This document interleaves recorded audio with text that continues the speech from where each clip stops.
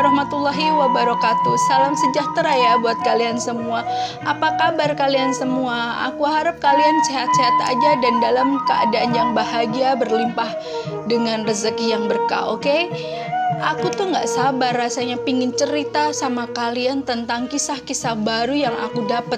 Entah itu dari DM-an teman-teman kita ataupun juga dari cerita orang-orang yang terdekat dari aku.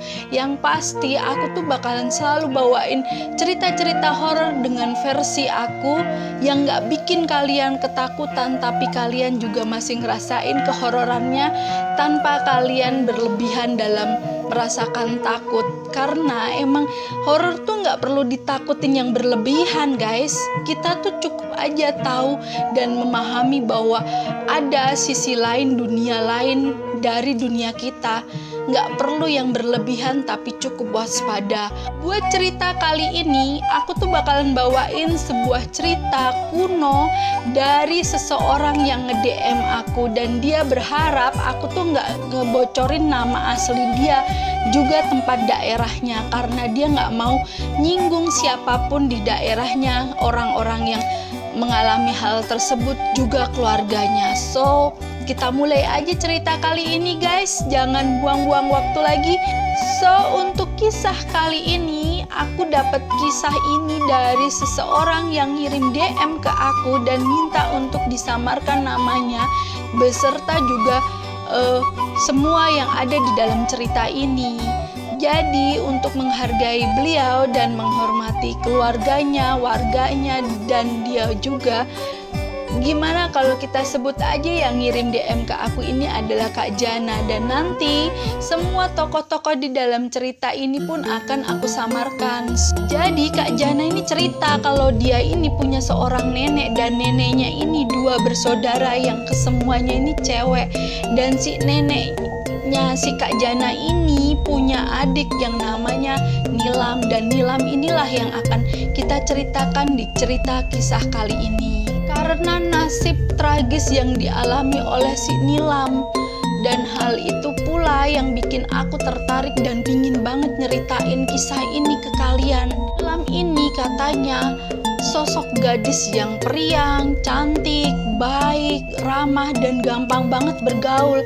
Bahkan ini gadis tuh gak ada sedikit pun sombong-sombongnya. Tapi si Nilam ini agak sedikit jahil dan nakal. Tapi nakalnya tuh gak yang berlebihan, karena dia cuman iseng aja ingin bikin orang lain tuh tertawa dan ingin kayak bercanda bareng gitu. So warga nih jadi banyak banget yang suka sama si Nilam. Bahkan warga nih udah nganggep si Nilam sebagian dari hidup mereka, karena emang Nilam ini selalu aja berbaur sama warga. Entah itu mereka menggoda, entah mereka cuman diajakin ngobrol biasa, atau sekedar disapa sambil lewat lalu aja. Karena si Nilam ini seneng banget main ke dalam hutan. Di dalam hutan itu pun ada pemandangan yang buat si Nilam ini bener-bener jatuh cinta dan suka banget ngabisin waktu di dalam hutan itu. Bikin Nilam ini betah di dalam hutan adalah adanya sebuah danau kecil yang gak begitu dalam.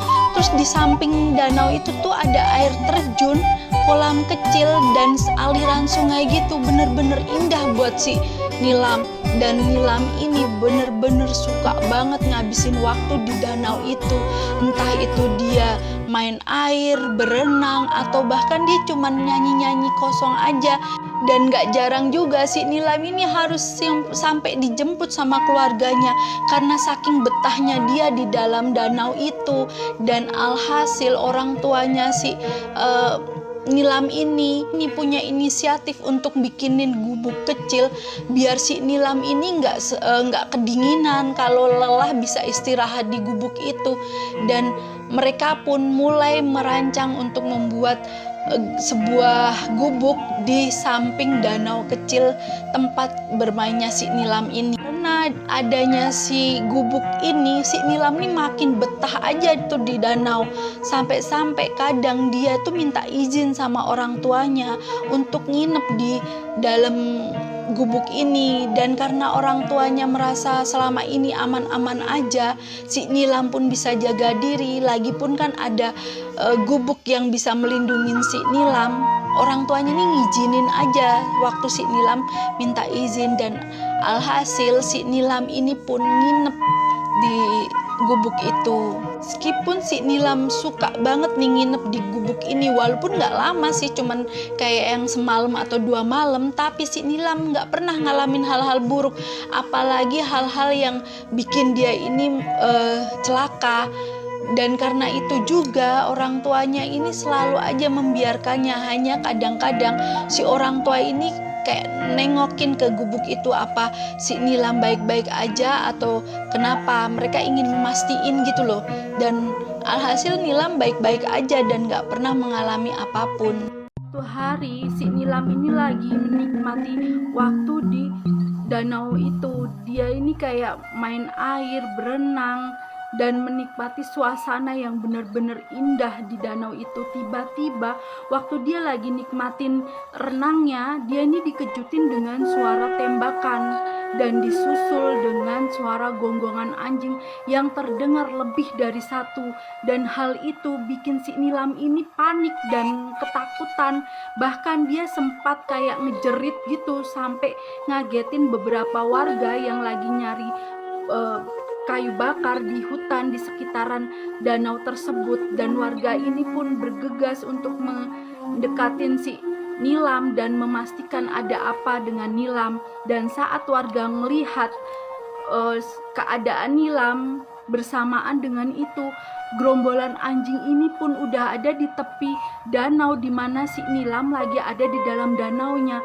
Dan warga pun berusaha banget untuk mengusir itu anjing-anjing. Tapi waktu si warga ini berusaha untuk mukul atau mengusir si anjing-anjing ini, tiba-tiba mereka tuh dihentiin sama kedatangan seorang pemburu yang memohon pada warga untuk menghentikan apa yang mereka lakukan, karena anjing-anjing itu adalah miliknya. Dan si pemburu ini nggak mau anjing-anjingnya tuh terluka.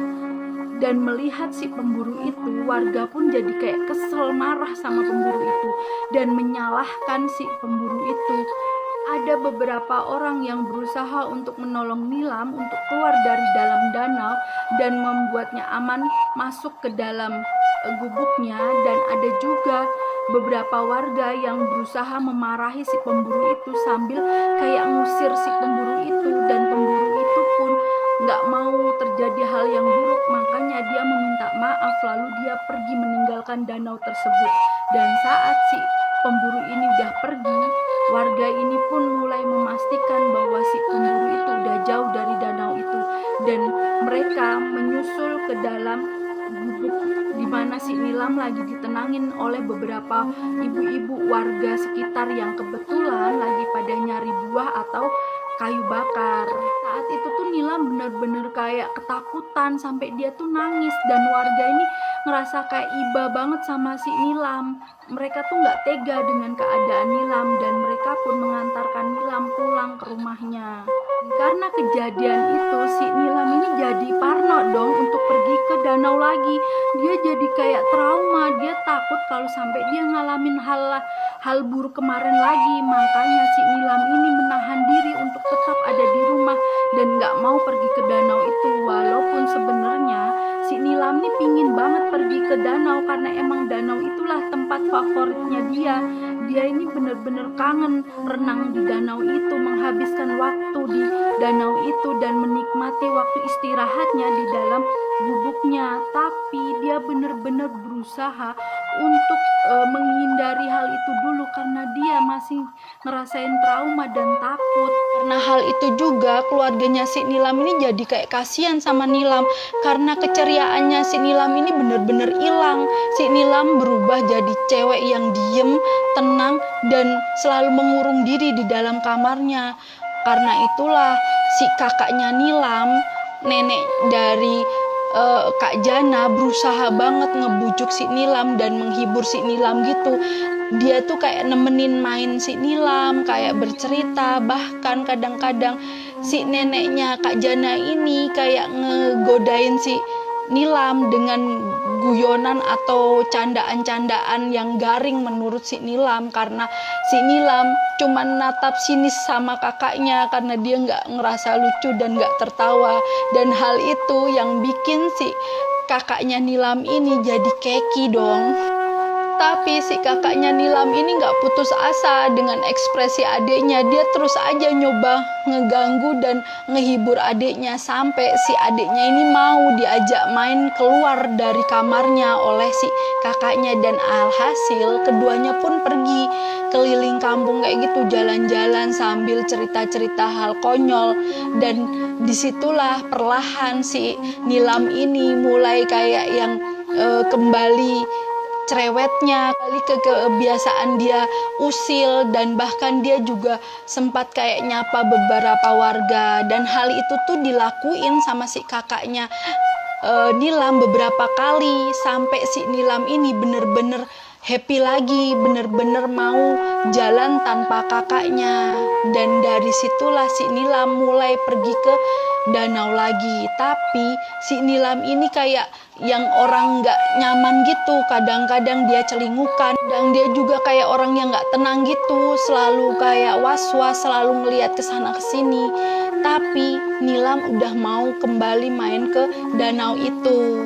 Orang tuanya Nilam juga nggak diem aja, mereka tuh kayak ngawasin Nilam dari jauh. Bahkan ada beberapa sepupu Nilam yang laki-laki tuh kayak ngawal Nilam dari jauh, biar Nilam tuh nggak tahu kalau dikawal, tapi memastikan bahwa si Nilam ini nggak kenapa-napa.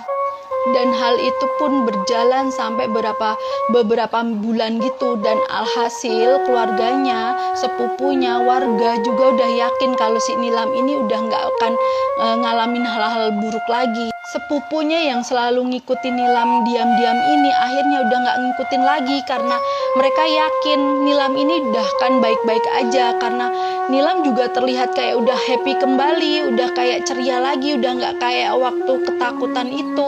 Dia udah kayak kembali lagi di waktu sebelum dia ngalamin hal buruk dengan si anjing-anjing pemburu itu. Itu pun berlalu dengan cepatnya sampai si Nilam ini nggak sadar kalau dia itu udah bener-bener lupa sama kejadian buruk itu. Dan sampailah di suatu hari si Nilam ini waktu nginep di dalam gubuknya di dekat danau, tiba-tiba dia ini dikejutin sama suara ketukan dari gubuknya. Dia ngerasa heran kenapa malam-malam ada orang yang ngetuk gubuknya, sementara biasanya tuh nggak ada orang, namanya juga kan di hutan, nggak mungkin lah ada orang yang bertamu atau keluarganya datang nyamperin di malam-malam hari kayak gitu. Dengan rasa ragu dan sedikit rasa takut, Nilam pun mendekati pintu dari gubuknya dan berusaha untuk mengetahui siapa yang ada di balik pintu dari celah-celah dinding yang terbuat dari kayu. Karena penasaran, Nilam pun berusaha banget untuk ngintip siapa yang ada di depan pintu gubuknya dari celah-celah dinding gubuknya itu. Dan saat dia ngintip tuh di celah-celah itu, dia ngelihat ada sosok cowok ganteng yang tinggi tegap gitu dengan pakaian yang rapi. Dengan heran dia pun nanya siapa, dan orang itu pun jawab kalau dia ingin minta maaf dan ingin berkenalan sama si Nilam. Dengar jawaban dari luar itu, si Nilam ini makin curiga, makin kayak ragu lagi. Makanya dia nggak mau bukain pintu. Dia cuman bilang kalau mau berkenalan atau mau minta maaf tentang apapun, Nilam minta untuk datang besok paginya, karena nggak mungkin dia mengizinkan orang lain masuk ke dalam gubuknya di malam hari, sementara kan dia sendirian nih di dalam gubuk. Jadi dia kayak ngerasa nggak etis aja kalau nerima tamu, apalagi tamunya malam-malam, cowok pula tuh kan. Makanya si Nilam ini berusaha banget ngeyakinin si cowok yang datang untuk datang lagi besok pagi dan nggak mau membukakan pintu di malam itu. Mendengar penjelasan dari si Nilam, akhirnya nih cowok pun pamit dan meninggalkan tuh gubuk.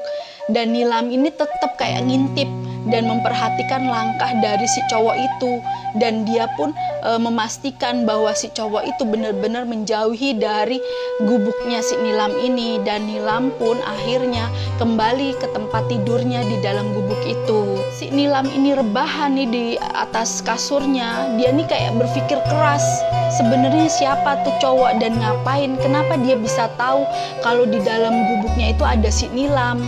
Apakah orang itu pernah datang sebelumnya waktu si Nilam itu nggak nginep di gubuk itu atau kayak gimana. Pikiran Nilam pun kayak makin jauh memikirkan itu sampai si Nilam ini terlelap tidur.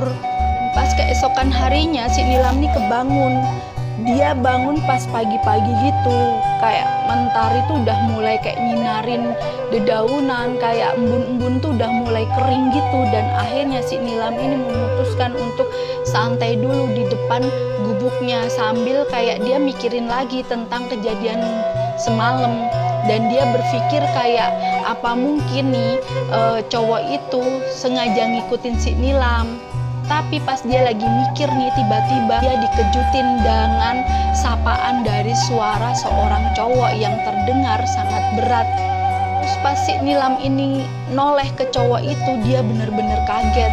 Karena ternyata nih cowok yang tadi malam itu dong. Dan ini cowok nyapa dengan ramahnya, dia sengaja kayak jaga jarak gitu untuk meyakinkan si Nilam biar nyaman dengan kehadirannya. Dia pun nanyain ke cowok itu apa maksud dari si cowok itu. Dan disitulah si cowok itu mulai berkenalan sama si Nilam. Si cowok ini memperkenalkan diri, siapa dirinya dan apa maksudnya, sampai dia meminta maaf karena dia sebenarnya adalah pemburu yang waktu itu sempat bikin si Nilam ini trauma. Mungkin ya, karena ngelihat si cowok ini ramah, baik, sopan, dan nggak ngelakuin sesuatu hal yang buruk waktu dulu itu juga, makanya si Nilam ini jadi kayak terima-terima aja dengan kehadirannya si cowok ini. Bahkan mereka pun ngobrol, dan dari hari itu mereka pun sering banget nih ketemuan, sampai ngobrol bareng, kadang ngabisin waktu bareng di dalam danau itu sambil main air, renang, bahkan mencari buah-buahan di sekitaran situ. Dan hal itu juga nih yang bikin si Nilam makin betah di gubuk itu. Sampai sadar nggak sadar si Nilam ini sering banget loh nginep di itu gubuk. Dan saat itu juga kayak dunianya Nilam ini berubah jadi dunia yang penuh dengan bunga, dan bikin si Nilam ini makin berseri-seri dan makin bersemangat dalam menjalani hidupnya. Cerita mereka pun udah menjalin hubungan begitu lama tanpa ada yang mengetahuin. Bahkan si kakaknya Nilam pun nggak tahu kalau si Nilam ternyata punya hubungan spesial sama seorang pemburu. Nah, kedekatan itulah dan situasi yang benar-benar sepi, nggak ada yang mengganggu. Alhasil keduanya ini pun salah jalan. Mereka benar-benar terbuai oleh hubungan mereka sampai mereka nggak sadar kalau mereka telah melakukan hubungan yang terlarang karena mereka nggak punya hubungan yang resmi, tapi mereka sudah sejauh itu. Dan hal itu yang membuat si Nilam benar-benar bucin. Inilah yang benar-benar membuat si Nilam ini bakal menemui hal buruk di kehidupannya. Keceriaan Nilam, kebahagiaan Nilam itu tuh nggak berlangsung lama, bener-bener singkat.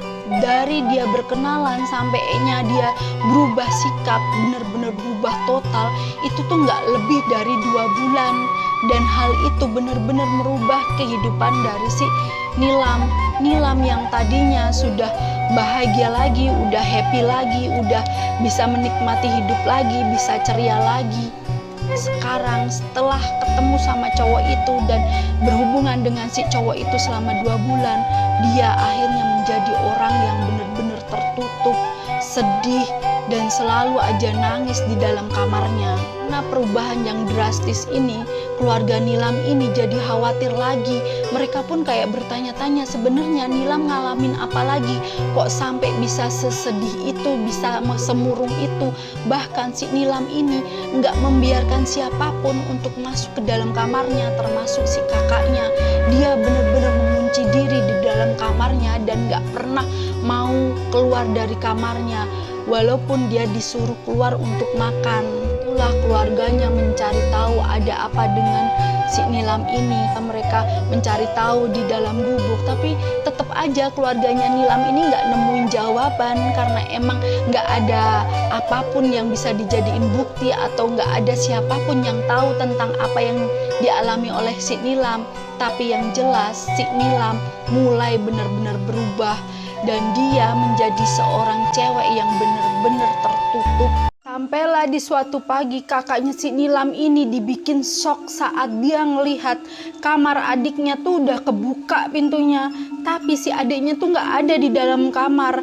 Terus dengan paniknya si kakaknya Nilam ini nyari si Nilam ini kemana-mana, entah itu di dalam rumah, di halaman belakang, di halaman depan, di samping, bahkan dia juga nyuruh beberapa sepupunya untuk nyari si Nilam dan mereka pun nggak nemuin. Alhasil orang tuanya Nilam ini bilang, coba dilihat di danau, siapa tahu si Nilam ada di sana. Dan bener aja, beberapa sepupu Nilam sama si kakaknya Nilam akhirnya pergi ke danau untuk ngecek apa bener si Nilam ada di gubuk. Apanya mereka di gubuk, mereka bener-bener shock sampai membuat si kakaknya Nilam ini menjerit dan jatuh pingsan saat mereka melihat.